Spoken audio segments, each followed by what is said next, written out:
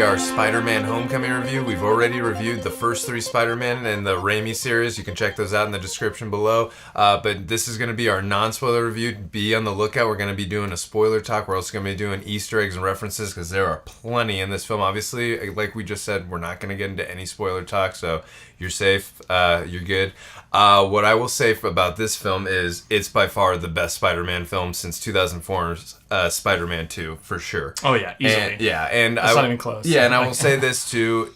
Tom Holland, he just really embodies the role of Peter Parker. This is definitely like the true Peter Parker, the way that he is in the comics. And I thought, like you said, Tom Holland did a really good job in this movie, just like totally embodying that character. And obviously, it does help that he looks more like a teenager than Tobey Maguire and Andrew Garfield. Yeah. But again, it's just so many little things, so many little nuances, little details that they would pay attention to, like little issues he was having, or the awkwardness. Like this kid really feels like a teenager in his mannerisms and how he wants to, like mature and grow up. And, it's not a spoiler. If you've seen the trailers, he wants to be a member of the Avengers. That's not a spoiler. That's just an obvious thing. So I like seeing that giddiness of the character. Well, he just really felt like a high schooler. Like he really felt like all of his problems were high school problems, and he felt like a little kid. And people always talking to, especially Tony Stark, like not calling him and like talking down to him kind of. So he feel like he really has to prove himself and like you could totally tell that's kind of how he felt. And I'd say one of my favorite things in this film, they didn't really go the Harry Osborn and Peter Parker, friendship. We've kind of seen that in the Amazing Spider-Man series and, of course, the Sam Raimi Spider-Man series as well. But I do love the dynamic and the interactions between him and Ned, I thought. Yeah. And again, I'm not going to go into this. Too much spoiler. But it leads to a lot of the comedy, and especially Peter Parker's comedy. Like, him and Ned together, kind of, they play off each other for a lot of that. And I think it works. Like, he's not a super deep character, but I think he works well in just the fact that he's like Spider-Man's kind of sidekick and friend. Like, and they're both nerds too, so they relate to each other. They're both diehard Star Wars fans, so that's that's anytime you're someone who's a Star Wars fan, you got to be friends with them. So and you see a lot of them like in the like high school scenes where like you kind of a lot of this movie is seeing Peter Parker just in high school, like dealing with that kind of stuff. So him and Ned together, takes place a lot during those scenes. Yeah, no, for sure. And also, I really like seeing the brilliance of Peter, too. Like, you feel like he really is a genius in this movie with a lot of the things he was doing, like equation solving, like as Spider-Man 2 when he had to figure out stuff during he's quick. Like, he can pick things up really quickly. Yeah, like when moments of high stake and stuff, like he's got to figure stuff out. Like, he used his brain, not just because he's got a lot of strength and power now that he's Spider-Man, and obviously that suit provides him a lot of help, too. That suit is freaking awesome. I think it's the coolest Spider-Man suit. I love the original look of the original one, but like this one, just like are you talking about the Tobey Maguire one? Yeah, the Spider-Man 2 one, and the Amazing Spider-Man 2 had a great suit. That one looked more like rigid and like it looked like the bumps were or like the things were like outside of it, but this one just was like obviously the tech is big. Of course, I really did like the look and with the eyes. The eyes, the way they emote, the expressiveness on the eyes. I love how they, like we just said, they're very expressive. And again, I know Spider-Man came out.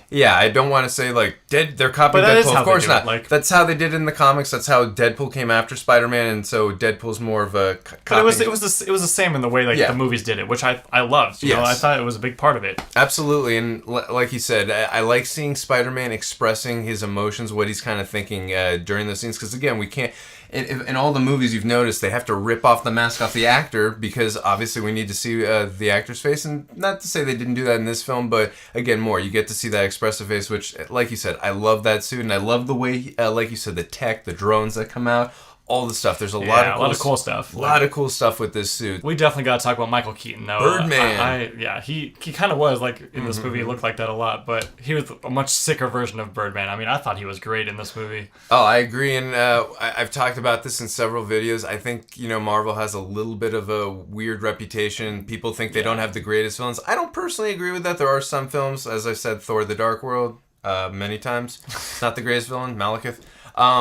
But like I said, look, I loved Michael Keaton too. I'm with you. There's a lot of emotional depth. There's a really cool twist that happens in the film, and a lot of good tensional moments too. Like whenever Spidey is fighting Vulture, one scene in particular, like the tension in that scene, it just totally takes over the whole scene. And it's weird. I think. And this movie is very lighthearted, but that scene is the standout of like this feels dark and like It's tension. interesting you say that because, again, when we're talking about our spoiler talk, we'll talk about which scene I think you guys know if you've seen the movie what scene we're talking about, but that might have been my favorite scene in the entire film. It was one of the best, and just Michael Keaton is just such a great actor, and he puts all of that into this, and he's just like, especially out when, obviously when he's in the suit, he's flying around, and it looks cool, but like when he's out of the suit is where he's really the most powerful, I feel like. And we won't go into the differences they did from the comic to the 90s animated film to this, but I do like the differences that they did do in this film. So, and again, it felt more up to date, more like with what's going on in this world, because if you did see the trailers, you know what this character's about, what he's going after, and how he gets his money. So, I thought there was a lot of depth, like I said. That's what I was going to say too, man. Like, the depth of him was just great. And the motivations, you understand why this character is doing what he's doing. It makes sense. So I thought it pushed the plot further along while making sense why he has to intervene with Spider-Man so many different times. And like I said, there's a really cool twist that really pays off in a good way for me. And they set him up so well and so quickly too. He was just quick and to the point, and like, he's there. He's already a presence. And he felt kind of like Spider-Man, too. And he really felt like a threat to Spider-Man. Like when he's fighting Spider-Man, like obviously we know Spider-Man's going to be in Avengers: Infinity War and many other Spider-Man films. Yeah. But in the moment when you're watching it, you really feel a great deal of danger for Peter Parker / Spider-Man. So I did enjoy those moments too. And like I said, that one scene, the tension in that scene, it's like one of the best parts of the movie for sure. It built up slowly and then really turned into a hot fuse at the end. And the action scenes too, they were all filmed like pretty well. I liked most of the action scenes. You saw a lot of like there was a little bit of close cutting a lot, or different perspectives and stuff sometimes, but overall, I thought the action was pretty fluid and at least very entertaining and fun to watch. Yeah, no, I agree with you. And then again, without going into specifics, we see Spider-Man in a lot of different scenarios we have not seen him in other films, like in terms of different settings where he might not be able to swing, for instance. So, which are things that I've brought up about the other movies too. Like half the time he's just like flying on nothing. In this movie, they kind of addressed that, like, there's not always things to attach onto. So yeah, definitely. But I thought the action was great. Between the scenes of him fighting Vulture, the scenes of him, swinging, whether it was in Washington D.C., which I thought that was cool, going to a different location. Yeah. I know in Captain America: Civil War we went to Berlin, Germany. But still, like in a solo Spider-Man film, I believe this was the first time where he goes away from New York City. So I thought that was really cool, seeing him in different settings. Not just in New York. And I don't know. It's cool to see him, like I said, away from just swinging through buildings in New York City. So it's cool to adjust the settings a little bit. Got to definitely talk a little bit about the humor in this film. Now, from the trailers, I definitely thought there was going to be some humor, and it's a Spider-Man film. You want humor to be in this. I thought the humor really worked well in this, and I love the tone of this film as well. I thought it balanced out with when, certain scenes did get dark and have a lot of tension in those scenes. I just thought it really balanced out with some of the other moments in the film where there was some really good humor, and I was laughing out loud in a lot of scenes. Oh, yeah. And it's pretty constant, too, like, throughout the whole movie. Like, it's not like a couple of scenes are super funny. It's just, like, every scene is just pretty funny, and there's a couple standout, obviously, very humorous moments, but for the most part, they just kept it even, and then that actually made the kind of darker scenes feel even, have more weight and even feel darker. Yeah, no, definitely, and I thought it was a really good, well-written script, too, and I'm sure there were some lines of improvisation, anytime you got lines of humor, sometimes that's what's going to happen, just, the actor just naturally does it, but I thought the script was really written pretty well, so like I said, I thought the humor just really balanced out well with the other, with the darkness of some of the other scenes and with the tension-filled scenes. So I liked it a lot. And like I said, I was laughing out loud a lot. Yeah. And a lot of the Tony Stark scenes were funny. And another thing, like, this movie wasn't very heavily involving Tony Stark. Like, he kind of was around and was a presence, but he wasn't in the movie a whole lot, which I'm kind of glad, Yeah, I liked it. And like you just said, I want to make it a Tony Stark movie. Yeah, I like that he hovered around the film without being, too heavily involved in the film. So. Yeah, he was like a presence, but, it was more just like, Peter kind of trying to prove himself to him kind of thing. So all right, so we're just going to quickly go into some of the nitpicks and some of the flaws we saw. Now, I can't really go too specific into mine because they're more into spoiler territory, but I'll just say there's some continuity errors, and if you watch our spoiler talk, I'll really go a little more in depth and make you realize why they got something completely off at the beginning of the film. But other than that, just little things that bothered me. Nothing too specific. I can't really think of too many things that bothered me in this film. There are a few things here and there, nothing major. Like, they definitely change a few characters around, which didn't necessarily bother me. It's just a little different maybe than the comics, but I wouldn't say it bothered me. I kind of thought it was like a nice, difference just for them to stand out a little bit.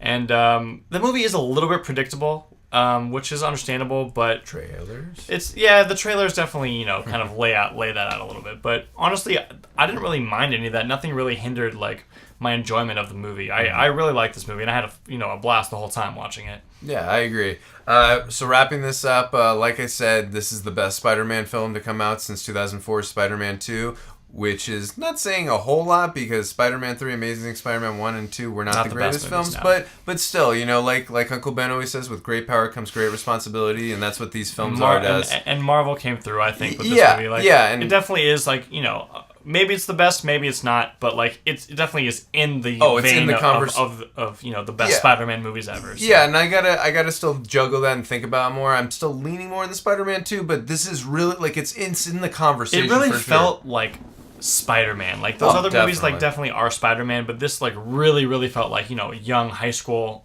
kid that you can relate to. It nailed the character down. It totally really nailed the character, and I feel like Spider-Man is a favorite hero for a reason. I just feel like everybody can like connect with him, and I thought this movie did a good job of portraying that character. Yeah, no, I agree.